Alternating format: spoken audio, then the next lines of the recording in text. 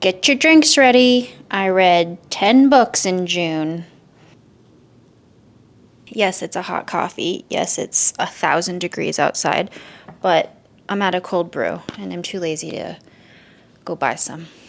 You guys, I read 10 books. It's crazy. I don't usually read that many books in 1 month, but I don't know. I read some books for book clubs, and then I just was really enjoying my reading in my free time. So don't ask me about anything else. I don't know anything about Squid Games or The Bear or what's the other one? Like that I keep saying, Love Island. I've never watched any of it. But books we can talk about. I read 8 physical books and 2 audiobooks. So the way that I'm going to talk about everything is I'll start with the physical books first, going from the great to the less great, and then I'll talk about the 2 audiobooks at the end of the video because they're kind of in a similar genre, just with totally different levels of enjoyment and I think success in execution.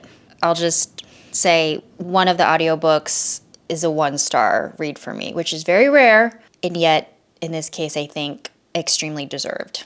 So I'm going to save the negativity for the end.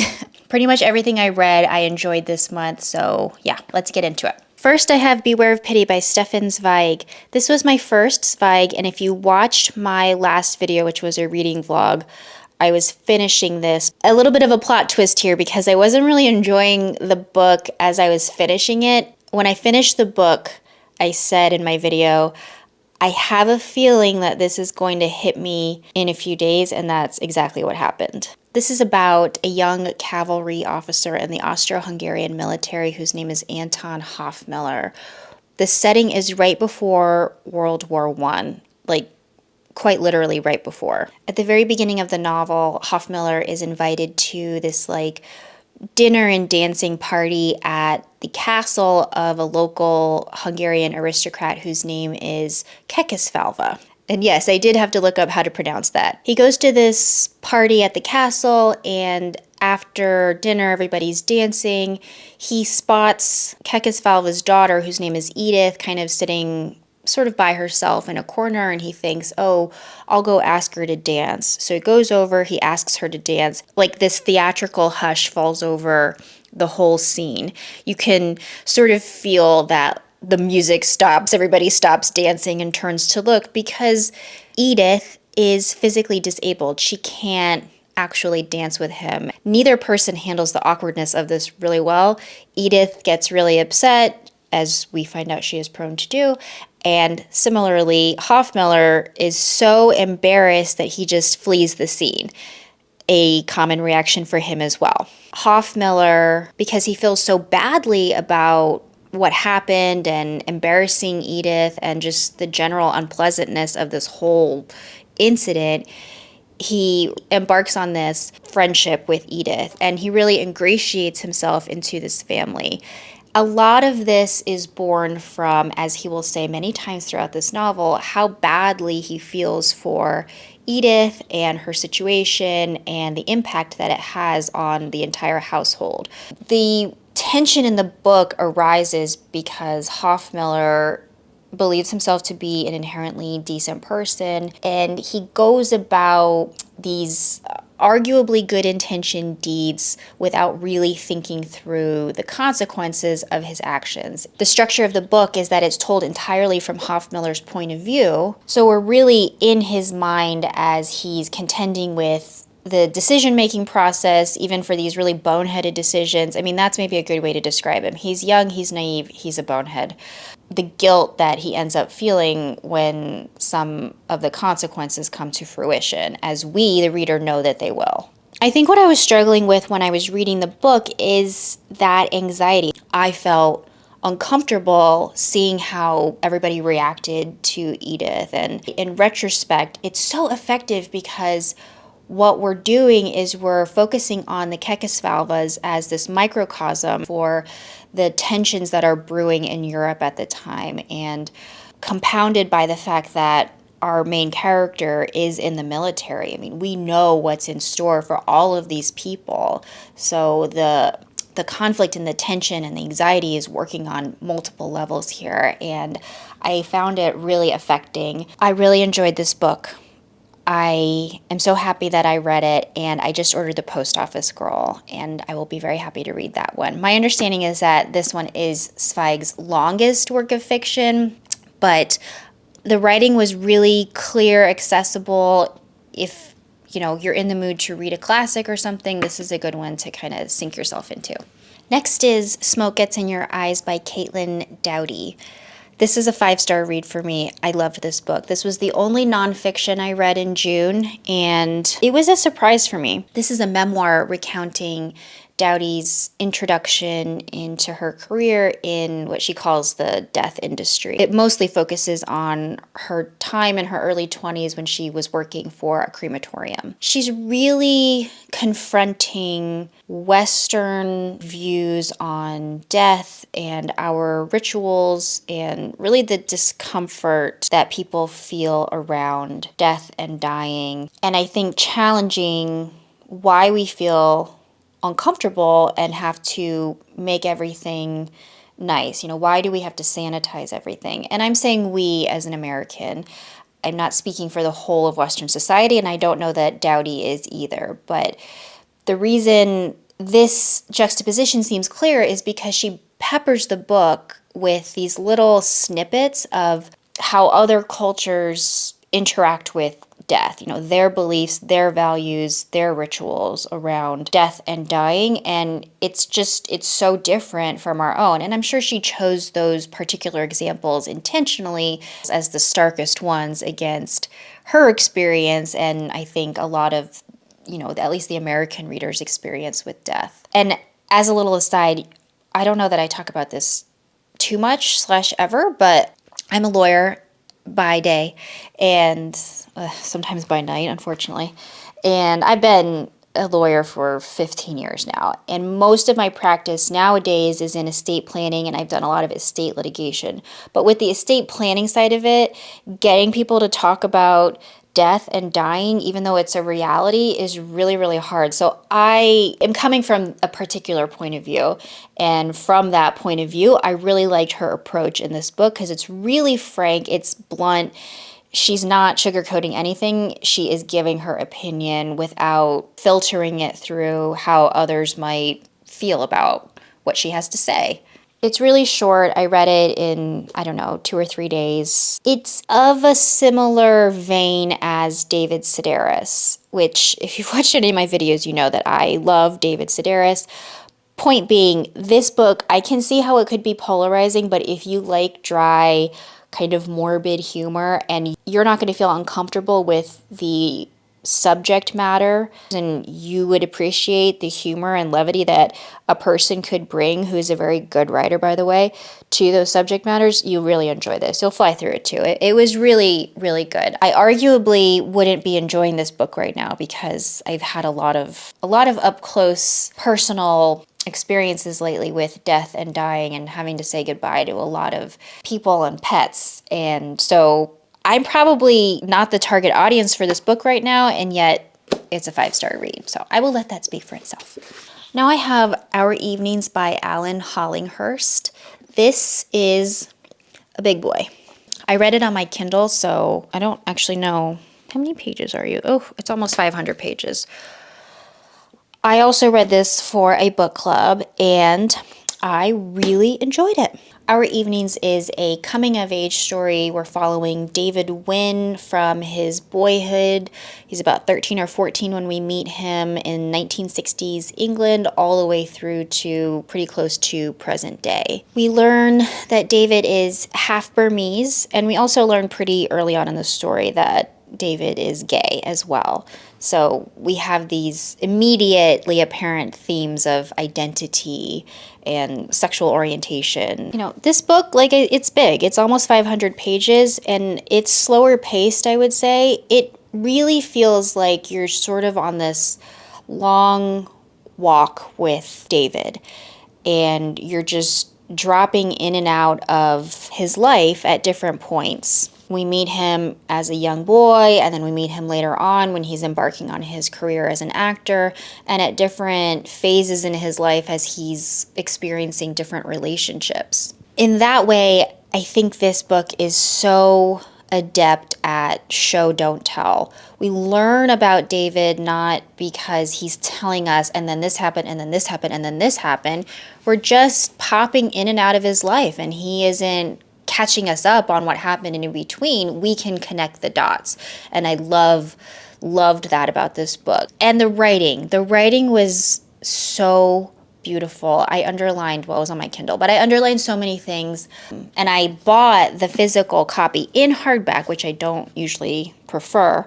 I just love the writing so much. And I knew that there were going to be passages that I'd want to go back to. However, I will say this isn't a 5-star for me. And the reason it's not a 5-star is because even though I loved the character of David, he was very fully realized. And this might be intentional. I will say that based on what seems to have been Hollinghurst's intended structure for this book, but all of the other characters in the story orbit around David, and so you don't really get to know them as well. They're not as fleshed out. They're a little more two-dimensional, I would say. And there were some that I just wanted to know more about. I mean, I wanted to know more about his mother. I wanted to know more about the Hadlows and their son, Giles. It seemed like he had a very kind of fraught relationship, to say the least, with that person. But because of the path and trajectory of the novel, you don't really get the ability to do that. And in almost 500 pages, it becomes really noticeable. So that's my that's my main quibble with the book. And it's really not much of one. I still really enjoyed it. It's not a life-altering book for me or anything, but I would happily read anything else by Alan Hollinghurst. It's my first one by this author, and I will look for more. I have a feeling when I'm editing this, I'm going to be mad about my shirt. It doesn't matter. I'm usually mad about one thing or another with how I look. The next one I have is, you got a little preview. The next one is Small Boat by Vincent Delecroix, translated by Helen Stevenson. This is a fictional account of a real event that occurred in 2021 where a small dinghy carrying, I think, 29-ish migrants capsized in the English Channel, killing most of the migrants on board, I think 27 out of 29.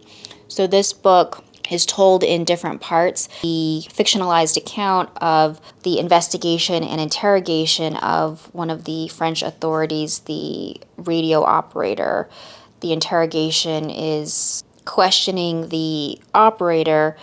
Why didn't you send help? And maybe more to the point, why did you tell these people that help was coming when you knew that it wasn't coming? And then the narrative shifts over for a short period of time into the migrants' perspective in the hours and minutes before the boat capsizes, before then returning back to the operator's point of view. The structure of the book is really effective. This was shortlisted for the 2025 Booker Prize, and I think a lot of the books this year were on the shorter side. I can totally understand why this one was, and a lot of people that I follow on BookTube wanted this one to win, which is why I ended up reading it. It's an example that you don't need 500 pages to tell an impactful, affecting story. Something I read about it when I was doing some research is that Delecroix was exploring this idea of the banality of evil, which is a phrase that comes from a book by Hannah Arendt in her 1963 book called Eichmann in Jerusalem. In that book, I haven't read it, she's arguing that Adolf Eichmann, who was a Nazi bureaucrat and helped or did facilitate the Holocaust, wasn't this monstrous sadist, but maybe arguably worse, was just this ordinary, unimaginative person who blindly followed orders, with the point being that evil can be committed and is committed regularly by regular, ordinary people, just because they're accepting the premises of their society and blindly following orders for the sake of doing their job. So, especially right now, the book is pretty timely as we have a general discourse on the treatment of immigrants and refugees. And the only thing I will say is if you are overwhelmed by the news, as I can tend to be sometimes, or simply like you've just had a bad day, somebody cut you off in traffic, or I don't know, the cashier at the grocery store was rude to you, some kind of little inconvenience along those lines and your patience is thin, I would say don't read this book under those circumstances because it will not it will not improve your mood. But it's so slim and such a worthwhile read. It's really, really, really good. And I'll reread it because I kind of rushed it a little bit, I would say, trying to just get one more book in towards the end of the month. And I'm a little bit worried that I didn't pay as much attention as I should have. So anyway, also I just really like the cover. I love this color blue. I'm not categorizing this book necessarily as great or good or anything, and I probably should have done the same thing with Beware of Pity, but I just really enjoyed that one so much. I enjoyed this less. It is another classic, but I have an appreciation for it, so I don't know how to place it in my little hierarchy here. The book is Brave New World by Aldous Huxley. I read this for the band book club that I just joined in my town. I've had it on my shelf for many years now, so it was a reason to finally read it. And I am glad that I did, but to say I enjoyed the story probably isn't accurate. If you don't know, Brave New World is a dystopian science fiction story that Huxley wrote in the, I think, early 1930s. It is about the intersection of technology and social engineering to create a utopian society, with those quotations doing a lot of the heavy lifting there. In the story, this perfect society that is called the world state is challenged when an outsider comes and to a certain extent exposes the emptiness that exists when you have this authoritarian government who has, quite literally engineered people to be happy all the time and controls every single aspect of society.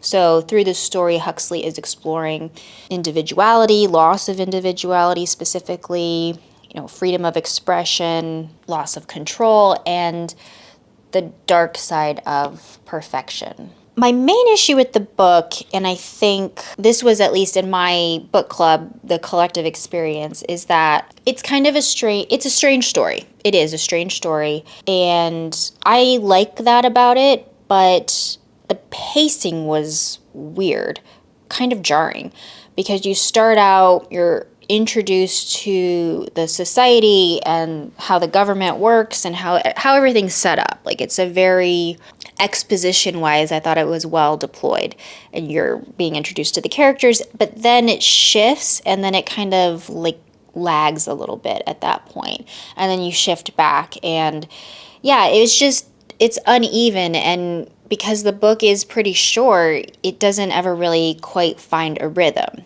Now, that could be intentional. Like, maybe you're not supposed to be comfortable in this story, but I mean, I don't know. It's hard to say. I haven't done any research into what Huxley's intentions were specifically, so I'm just, speculating here. This book is often compared against 1984, with, I think, the general opinion being that 1984 is better. I haven't read that book since high school, so, roughly 100 years ago. I wouldn't necessarily recommend this book. I wouldn't say it's a classic that you have to read or anything, but honestly, because it's so short, why not? And it's a quick enough read. It's not exactly a ringing endorsement, but I'm glad that I read it.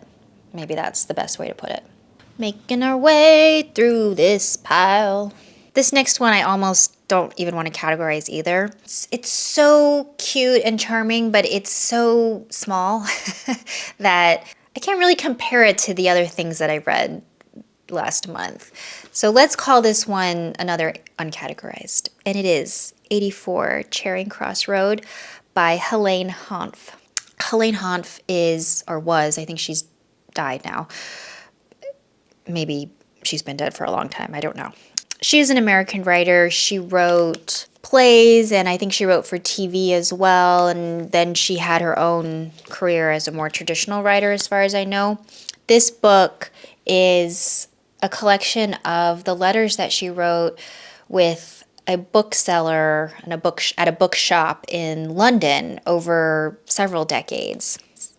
I love this cover. If you have been reading heavy books or you need some kind of reminder that people are good and books are the great unifier, this book is the perfect little antidote, and you can read it in a couple of hours. Helene is usually asking for a certain book that she wants the bookseller Frank to track down for her, and they're talking about the books that she was just sent. And over the letters and all of the correspondences, because they don't always just go to Frank, they go to other members of the staff at the bookshop, she just becomes friends with them, and they develop this really sweet rapport. And inherently, the idea of writing letters is endearing and charming in and of itself. It's like of a certain time that was simpler, and that's what it reminds me of. But just like the real affection that these people developed for each other, and the fact that it all kind of is in the context of books is, to anybody who enjoys reading, it's like catnip, right? For me in particular, my former boss gifted me this book a few years ago, and I just read it now because I was waiting for the right time to read it. My boss and he was my litigation partner, and, we usually were arguing good-naturedly about cases, but we also just had a really good relationship, and a lot of it was like talking about books. And he died in 2023, so there's some sentimentality for me to it, but he knows me so well. He knew I would love this cover, I think, and I do. There's many editions, but this is the best one. That's just an objective opinion. Now we're into the 3 to almost 4-star books. The next one is from a favorite writer of mine, and I enjoyed this book, but it wasn't my favorite of his, and that is King of Ashes by S.A. Cosby. This was my June book of the month. If it's S.A. Cosby, it's just an auto response for me. This is the latest one from Cosby. I would describe it as a modern day Shakespearean crime family tragedy, still in the same Southern Gothic noir style of writing. Cosby is still doing, he's still doing what he does best. Still really great atmospheric building. The character work is still excellent. In the story, we're following Roman Carruthers. He is a very successful businessman, and he's working in Atlanta when we meet him, but we know that he comes from Virginia. He's called by his sister, and he also has a younger brother, we learn. But he's called by his sister to come home because there's been a tragedy involving their father.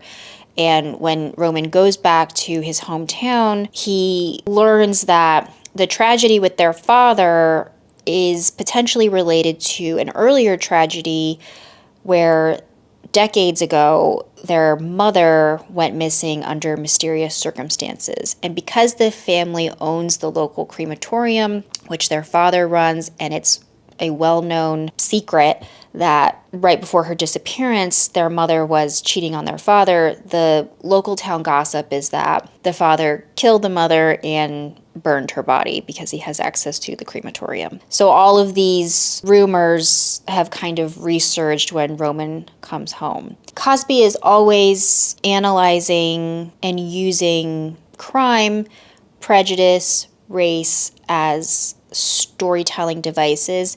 In this one, he gets even a little bit more granular, focusing on gentrification and violence. Roman gets embroiled in local crime figures and the local politics. Very immersive, and I have great affection for S.A. Cosby.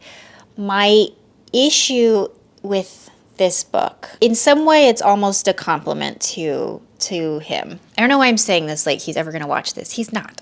It's just that the prose read a little pedestrian at times, which I think was the opposite of the intent. I got the sense that Cosby was really trying to write really good sentences, you know, infuse his story with these pearls of wisdom.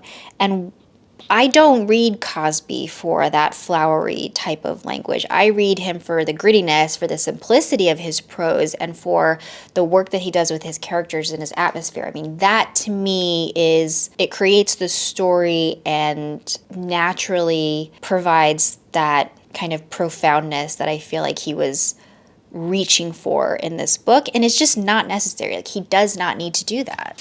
Still, it's another compelling, easy to read, layered novel, and I really liked the ending. I can see how people might not, but I really did. I think it's doing quite well with Goodreads and in general. So my criticisms are certainly maybe even in the minority. I don't know. Okay, my last physical book is a just okay-ish book. And I'll say I rated this 2 stars on Goodreads, which was rounding down from 2.5 stars, and that's Our Missing Hearts by Celeste Ng. She of the Little Fires Everywhere fame and, you know, Reese's Book Club. I don't know why I said it like that. I don't care if it's Reese's Book Club. I'm such a snob. I might have mentioned this before, but I liked I liked Little Fires Everywhere, but I really, really loved Everything I Never Told You, much more than Little Fires Everywhere. So I had high hopes going into this one, and it really just kind of fell flat for me. This is another authoritarian government in the near future of America through the eyes of our main character, who is a 12-year-old boy named Bird Gardner. Bird is the child of Margaret Mew, who is a Chinese-American disgraced poet, and his father, who is a white man named Ethan Gardner. Ng is very heavily focused on xenophobia and racial scapegoating in this one. We learn very early on in the book that Margaret, Bird's mother, has gone missing, most likely related to her outspokenness about the government that is in control now. She is a well-known critic of the government and its control over the society and its treatment of its non-white citizens, specifically Asians living in America at this time. In this society, Bird and his father have to act like they're happy that Margaret is gone, or at a minimum that they don't care, but it's his mother, so Bird misses her, and he begins this fraught quest to find out where she is, or at least uncover the mystery of her disappearance. The prose is beautiful at times. Ng is a talented writer. There's absolutely no question about it. There was just something missing, and I'll say I felt personally similar about Little Fires Everywhere. That one, I'm sorry, it didn't hit for me as it did for everybody else. So this could be more of a me thing, but I think a lot of people's experience with Our Missing Hearts is the same. It's not a new book. It came out a few years ago now. We start more intimately with Bird, and then the narrative shifts, and it becomes more of a plot-driven, like really heavy-handed, messagey type book. And heavy-handed, I mean, I felt like Ng thought the reader was stupid or something. She just had to really hammer home these points about censorship and xenophobia, and I don't know, I kind of wanted to be like, I get it. Not only was that ineffective for me, in the process I felt like she's focused so much on the plot at this point that we lost our character development, and I'm a character over plot kind of person. Ideally we could have both at the same time, and I really felt like she sacrificed her characters to bring home these very obvious points. So it was frustrating to me, and I just wished that she had trusted her audience a little bit more. Ng is a beautiful, beautiful writer, and I'm still going to read her books. I just need to manage my expectations a little bit more. I want her to be more character, less plotty, please. So on that note, let's go to the audiobooks. The first audiobook that I listened to this month was My Friends by Fredrik Backman. This was my 3rd or 4th Backman, and he is super reliable in my opinion. You know what you're getting into with him, and he delivers. So kind of the opposite experience that I just described with Ng. Although sappier emotional, wear hearts on their sleeves with the intention to elicit emotion from you and expressly rely on certain plot mechanics and story devices to elicit that emotion from you. Not always my favorite thing. In fact, rarely my favorite thing. However, I think Backman does it in a way that's charming. It's usually really funny.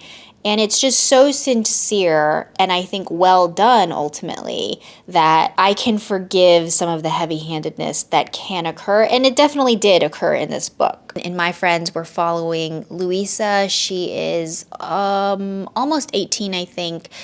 And she's very street smart. She's been raised mostly in foster care. We meet her right after the death of her best friend, whose name is Fish. She's very tough, but she's also sentimental. We learn that she's been carrying around this postcard that depicts a really famous painting for a long, long time. It's among one of her very few prized possessions. And through a series of events, she comes to meet the artist who painted the painting and one of his really close friends, whose name is Ted. And Louisa and Ted embark on this journey together, and it's through this journey that Louisa learns from Ted's reminiscing and sharing of his memories the story behind the painting. This is Backman's tribute to friendship, and I've either read and or I sensed reading the book that there's some autobiographical fiction going on here. It's all about the family that we create and the meaning that we find in each other through our friendships, through our flaws, through the humanness of people. It's a little long, I will say that. And like I said, it is heavy-handed. I mean, a lot of people will like it because Backman is a beautiful writer. He just seems like a really, really lovely person, and it comes through in his writing. So I'm happy to forgive him some of the heavy-handedness because at the end of the day, I'm not going to be upset about reading beautiful writing. And I feel the sincerity of his emotions through his writing is maybe an easy way to describe it. There's probably a lot of quotes that you can underline in this book, but one that I actually wrote down. I thought this was so, this is so perfect. She doesn't like her body because there's too much of it. She doesn't like her voice because it's too deep. She doesn't like her brain because it always tells her to talk when she's nervous. Most of all, she doesn't like her heart because it's too nervous. Stupid, stupid heart. I don't know. It's so sweet. And so, yeah, I thought it was very, very good. It's everything I'm looking for in a Backman. What can I say? Okay, finally, and I hate ending this on a sour note, I really don't have these reactions often. My entire last video, which was a reading vlog, ranting about this book, and looking back on it, I feel like my negative experience with this book affected the overall feel of that video. I mean, I hope it didn't, but I feel like it probably did. The Bright Years by Sarah Damoff. This is a generational family drama, beginning with Lillian and Ryan. We follow these two as they begin their courtship, their marriage, and then the family that they create together. Alcoholism is a running thread throughout this story, but I think poorly handled. It drives the plot forward, but relies almost exclusively on cliches.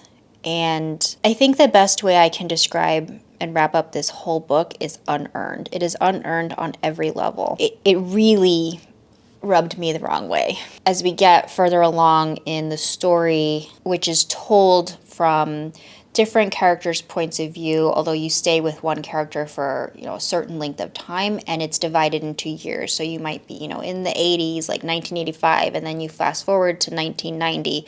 That can be a little jarring, but ultimately it's small potatoes compared to, I think, the problems and flaws of the rest of the book. The cliches become even more frequent and even more pronounced. There is an eating disorder subplot, and I use the quotes extremely heavily because it is barely a thing at all. It just comes out of absolutely nowhere. It's all just handled in a really rushed, superficial, and just irresponsible way. I'm sorry, but I'm not sorry. I mean, I try to maintain a perspective of it's hard to write a book. This is also a debut, but I don't think that that gives you either the writer or her team, like where were the editors, the excuse to just throw in to a tragic mixing bowl every single sad thing that can happen as a means of exploiting your reader's sentimentality. I was really struggling with this because I don't like having these reactions, and I feel like I do this all the time where I'm like, is it me? And I don't always do this really well, but I do try to look inwardly and say, okay, is it a me thing? And it might be. I for personal reasons, I am sensitive about these topics, but I have consumed other, stories and stuff where sensitive topics are handled with some level of humor. Smoke Gets in Your Eyes is a good example of this. She wasn't dismissive of her subject matter. She's just handling it very competently and very capably with humor. Another example that came to mind was I love the show Gilmore Girls. I mean, come on. I grew up with a single mom, guys, Lorelai and Rory. Not anything original over here. But Amy Sherman Palladino, who's the creator of that show, she is on the record being really dismissive of anytime she uses, maybe even to this day, jokes about eating disorders and things like that. Like, she doesn't care. She does not care. She will use them for her joke writing, and you could argue that that's lazy. I don't know. I love Amy Sherman Palladino, and she's not trying to make a point about something. She's just writing something. She's not delivering a message, and that's where this book seemed to want to elicit those tears from you, wanted to say something deeper about addiction and mental health problems, and it was just so badly done. I really don't enjoy trashing books, especially from debut authors. But for people who, like I did, I used a Libro FM credit, I'm so mad about that too, who go into this and look at the reviews on Goodreads that has an inexplicable 4 point whatever star average rating, and they are hoping to find a thoughtful, nuanced take on these topics, look somewhere else, anywhere else. This is not it. I hope that is the last time that I have to deliver a rant like that. So yeah, I hate to end on a sour note, but a more positive note, I am currently reading Little Big by John Crowley and enjoying it. I'm reading Bleak House by Charles Dickens and enjoying it. I'm almost finished with The Idiot by Elif something. I'll put it up here. And really enjoying that one. I'm getting ready to read The Ministry of Utmost Happiness, and I have good books on deck right now. So I think next month will be fewer books because I won't have finished Bleak House or Little Big by that point, but hopefully nothing really objectionable. So that is everything I read in June. Let me know what you've been reading. Feel free to fight me on The Bright Years if you want. I hate that book so much I might just say, yeah, you win. I don't care. I don't want to talk about this book anymore. See you guys in the next one. Bye.